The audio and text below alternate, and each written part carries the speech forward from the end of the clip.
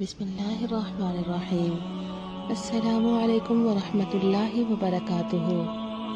مبارک تجھے یہ بڑائی حلیمہ، بڑے علم والے کو لائی حلیمہ، ملا تینوں دنیا کا سردار تجھ کو، تیری بات حق نے بنائی حلیمہ، یہ حلم و ثواب ان کے حصے میں آیا، کھلائی صوبیہ ہے دائی حلیمہ، بنی سعد کا دشت رشک چمن ہے، گلے ہاشمی چن کے لائی حلیمہ، وہ اللہ والا تیری گود میں ہے، ثناگر ہے جس کی خدائی حلیمہ، دیے کی ضرورت نہ مشعل کی حاجت، عجب روشنی تو نے پائی حلیمہ، بنی سعد کی عورتوں کو حسد ہے، بڑی دولتیں لوٹ لائی حلیمہ، جو حور و ملک کو میسر نہیں ہے، وہ نعمت تیری ہاتھ آئی حلیمہ، تیری گود میں وہ گلے مطلب کہ طالب ہے جس کی خدائی حلیمہ، نبی تجھ سے راضی خدا تجھ سے راضی،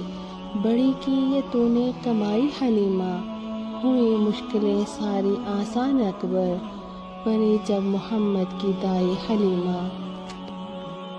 اور جیسے بچوں کی عادت ہوتی ہے کہ بچھونوں پر پیشاب یا پخانہ کرتے ہیں، آپ صلی اللہ علیہ وسلم نے اپنے بستر پر پیشاب یا پخانہ نہیں کیا اور ہمیشہ نجاست سے کپڑے پاک رہے، بلکہ معمول یہ تھا کہ وقت مقررہ پر پیشاب یا پخانہ سے فراغت پاتے اور پہلے سے اشارہ کر دیتے، اور جب زمین پر پیشاب یا پخانہ واقع ہوتا تو فوراً زمین شک ہو جاتی تھی، اور جب میں چاہتی کہ حضرت کا منہ دھلاؤں تو خود بخود غیب سے صاف ہو جاتا تھا، مجھے نہلانے دھلانے پونچھنے کی حاجت نہ ہوتی تھی، اور حضور صلی اللہ علیہ وسلم کے بڑھنے کا یہ حال تھا کہ ایک دن میں اتنا بڑھتے کہ لڑکے ایک مہینے میں، اور ایک مہینے میں اتنا بڑھتے کہ دوسرے لڑکے ایک برس میں اتنا بڑھتے تھے۔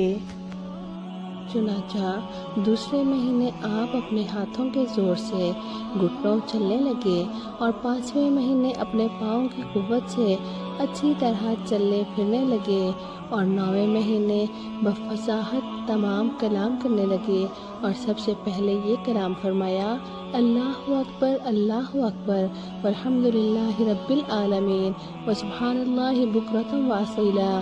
پھر نہایت عقل مندی کی باتیں فرمانے لگے، کہیں لڑکوں کو کھیلتے دیکھتے تو منع فرماتے، اور اگر لڑکے کھیلنے کو کہتے تو آپ صلی اللہ علیہ وسلم فرماتے کہ ہمیں اللہ تعالیٰ نے کھیلنے کو نہیں پیدا کیا۔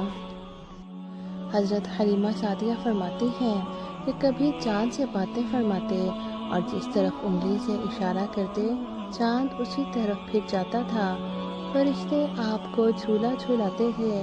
یہ حلیمہ سعدیہ قبیلہ بنی سعد سے تھی، اور یہ خاندان فصاحت و بلاغت میں ضرب المثل ہے۔ چنانچہ فرمایا رسول اللہ صلی اللہ علیہ وسلم نے کہ میں افصح العرب ہوں، اس لیے قریش میں پیدا ہوا اور بنی سعد میں نشو و نما پائی۔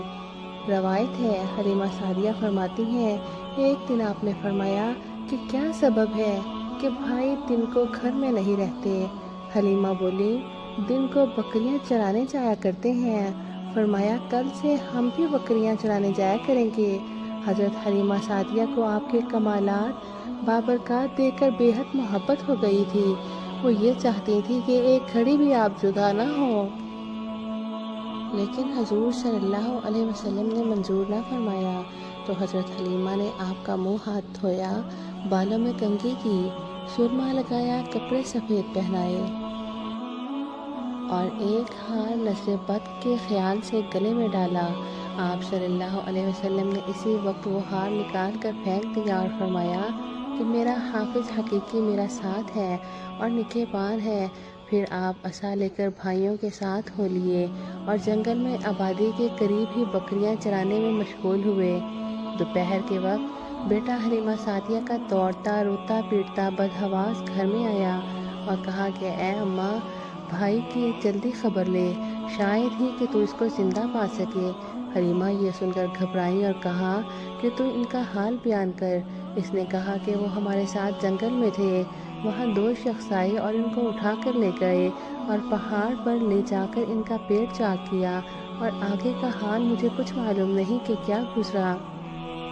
یہ سن کر حلیمہ اور اس کے شوہر سخت پریشان ہوئے اور وہ دونوں پہاڑ کی طرف دوڑے۔ جب آپ کے پاس پہنچے تو صحیح و سالم پایا اور دیکھا کہ آسمان کی طرف دیکھ رہے ہیں اور چہرہ مبارک متغیر ہو رہا ہے۔ حلیمہ کو دیکھ کر آپ نے تبسم فرمایا۔ حلیمہ دوڑ کر لپٹ گئی اور خوب پیار کیا اور ماجرا دریافت کیا۔